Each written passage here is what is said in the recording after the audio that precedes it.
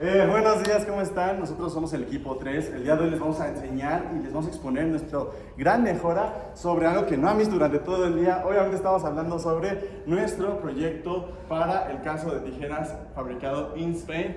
Y bueno, aplicamos la metodología Six Sigma y también en DMI, pero para esto les tenemos que dar una pequeña introducción, así que bueno, vamos a ir con la introducción.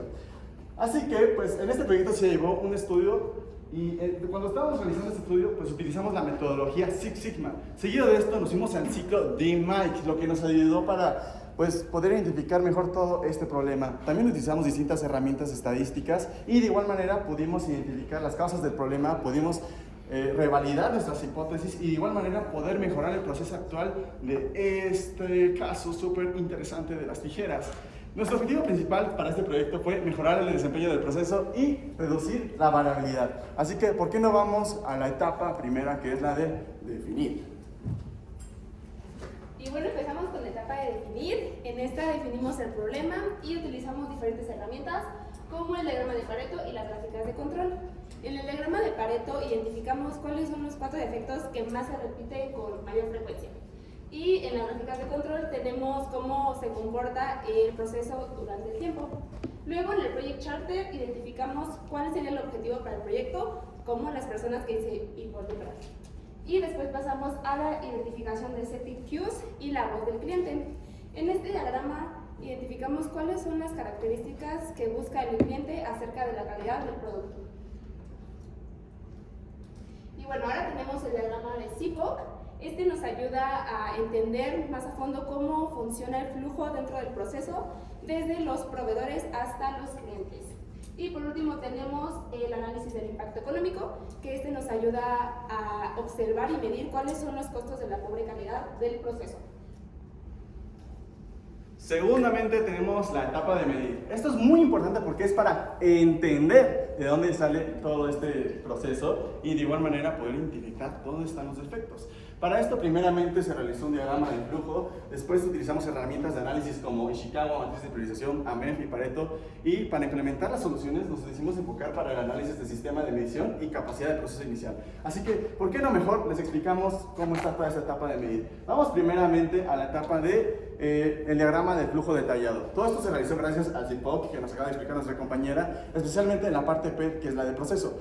¿Por qué sirve esto? Bueno, porque como pueden ver, pues primero nos entregan el material, después tenemos el proceso de forja, después el tratamiento térmico, el de pulido, después el ensamble de tijeras y por últimamente tenemos la inspección final de calidad. Todo esto, pues dirás, ok, te entregan el producto final, pero ¿qué nos sirve esto? Bueno, es para identificar de dónde nacen los defectos. Puede ser que aquí tenemos estos puntos para llegar al proceso de forja de las hojas, pero quizá aquí está pasando un problema y justamente para esto nos sirve el diagrama de flujo, para que podamos identificar de dónde nacen estos posibles defectos y atacarlos desde ahí. Seguidamente de esto, estamos hablando de defectos y posibles soluciones, bueno, pues podemos ir al diagrama de Ishikawa. En el diagrama de Ishikawa, nuestra principal priorización fue encontrar las causas potenciales de nuestro problema. Nuestra causa potencial, pues bueno, está enfocada al exceso de devoluciones de tijeras por defectos de calidad. Esto se dividió en 6 M's. Primeramente tenemos la mano de obra, medición, materiales, máquinas, método y medio ambiente. Todas estas fueron 30 causas potenciales que posteriormente fueron evaluadas en una matriz de priorización que a continuación vamos a ver. Por favor. Bueno, las 6 tipos de causas se pusieron en esta matriz. Como ven, tenemos los criterios de impacto, frecuencia y posibilidad de comprobar. Con esto se ponderaron y pasamos al diagrama de Pareto, en donde se seleccionaron las 12 causas más importantes acorde a la ponderación. Estas son las causas. Como pueden ver, como quick wins, identificaron el método de ajuste final que no estaba estandarizado y la capacitación insuficiente en el área de ensamble. Con estas 12 causas podemos igual pasar a la MEF, que es el siguiente paso. Excelente. Así que para el AMEF tenemos que ver los principales modos de falla. Y pues identificamos ciertos modos de falla, pero de los que más destacaron fueron ajuste incorrecto en ensamble, baja resistencia al tratamiento térmico, mal acabado de pulido. ¿Por qué esto nos puede afectar? Bueno, porque en base a 3 criterios nos enfocamos para poder mejorar este proceso y en estos 3 criterios posteriormente realizamos el NPR. El NPR nos dio un total de 800, lo cual significa que hay un gran riesgo en nuestro proceso actual sobre la empresa. Pero todo riesgo, todo problema tiene una solución. Así que por eso les vamos a aplicar nuestro análisis ahorita mismo para que puedan entender mejor este punto. Pues antes de pasar al análisis, hicimos una simulación de cómo es que nosotros tomaríamos los datos. Dado que si tenemos datos no confiables, no podemos implementar soluciones confiables. Aquí en esta tabla se observa todos los gains R y R y todos los criterios que tenemos para aceptar o rechazar el sistema de medición acorde a estas seis variables importantísimas para nuestro proceso. Y una vez con esto, también desarrollamos un análisis de la capacidad inicial del proceso. Como podemos ver, tenemos un límite superior del 0.9% de devoluciones y tenemos una media en ese momento de 1.89%, es decir, más del doble de lo que se especifica en el límite superior. Por ende, los índices CPK y el PPK nos van a decir que nuestro proceso es descentrado e incapaz. Por esto tomamos la conclusión de que nuestro proceso urge para hacer cambios en la variabilidad y en la media para así reducir el porcentaje de rechazos al objetivo, que es el 0.9%. Y bueno, ahora sí pasamos a la etapa de analizar, y aquí lo que hicimos fue identificar cuáles causas afectaban el problema y también validamos las causas raíz con los datos. En esta etapa ya no van a ser suposiciones. Para este análisis de datos ocupamos las pruebas de hipótesis, que es nuestro ANOVA, y también el DOE, que es el diseño de experimentos. Las variables que analizamos fueron 7, que es la temperatura de forja, el material de moleta, el proveedor de pasta para pulir, el proveedor del ácido, la experiencia del operador, y juntamos la de tiempo y temperatura de revenido. Bueno, en nuestro primer análisis, esta gráfica nos muestra los diferentes rangos de temperatura y nos muestra que entre 1180 y 1199 es donde menos defectos causa. Nuestra segunda gráfica es sobre la experiencia del operador. Esta nos muestra que los operadores que cuentan con menos experiencia son los que tienden a equivocarse más y los que cometen más errores.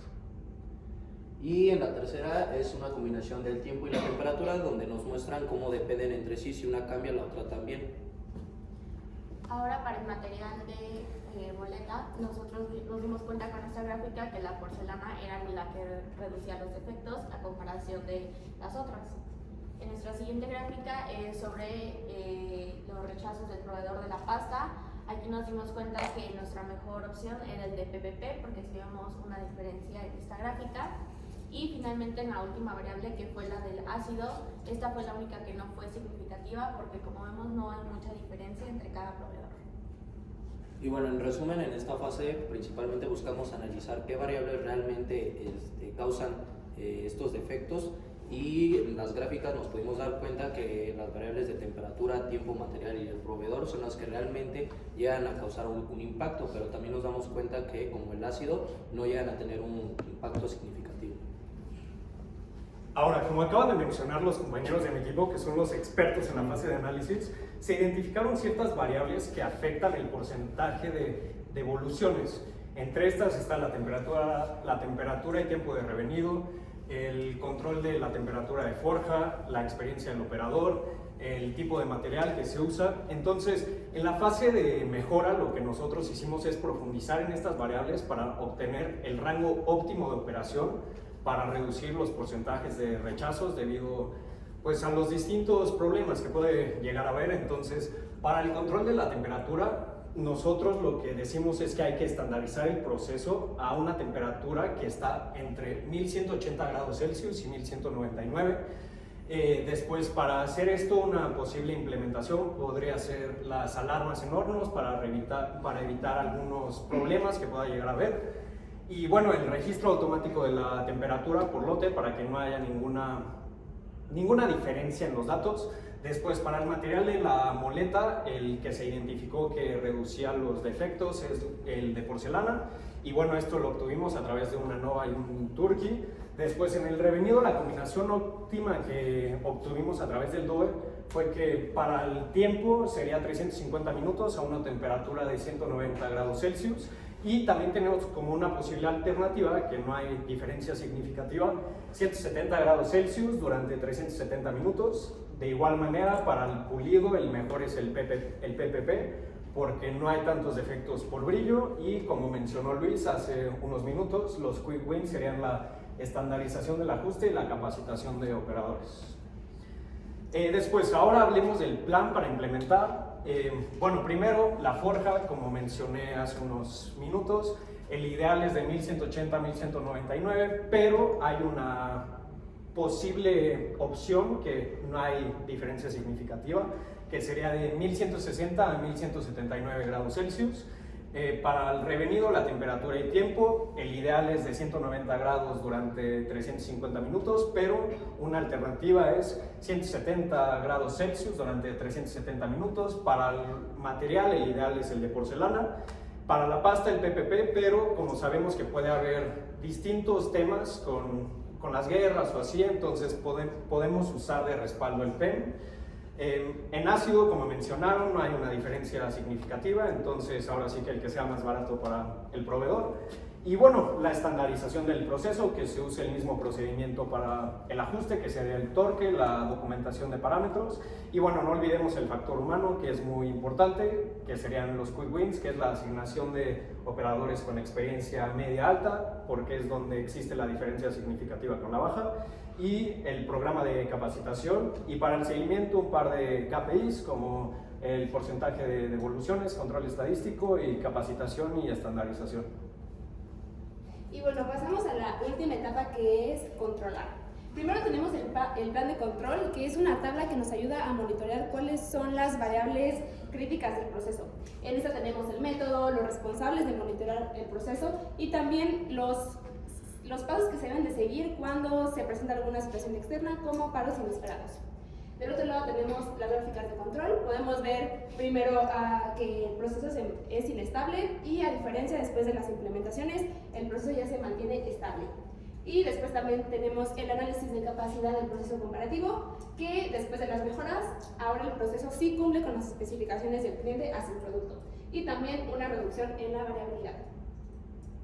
Y bueno, por último tenemos el análisis de COPQ comparativo. Lo más importante de este análisis fue el comprender que la reducción de los costos de la mala calidad sí disminuyeron. Y por ejemplo, se logró una reducción de $94,000, $39,000 a $46,100, generando un ahorro aproximado del 51%. Y por último, del lado izquierdo tenemos un diagrama que nos ayuda a entender que después de haber implementado estas mejoras, sí hubo una reducción en la variabilidad y por consecuencia pues la rentabilidad de la empresa aumentó, que es el objetivo pues de esta metodología de DeepMind.